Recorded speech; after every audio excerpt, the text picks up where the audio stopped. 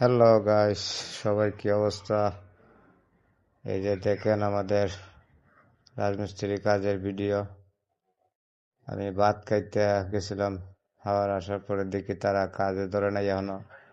সব কটা সুর একসাথে বৈশা বৈশা এই কাম করে না। হিন্দি একটা লোকাই দেয়, হিন্দি একটা লোকাই দেয়, কন্ট্রাক্টর ডার থেকে আইলে গেলে সারছে। ওই যে দেন তিনটে লুক রে দিছি কংক্রিট ভরতে, কি করে কি না।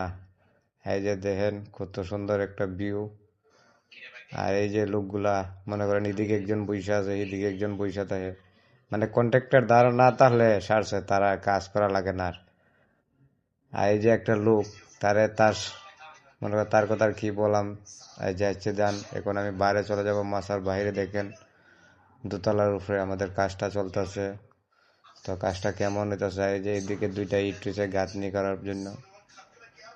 তো ভিউটা অনেক অসাধারণ। এই যে দেখেন হিন্দি একটা দৌড়ে, হিন্দি একটা দৌড়ে।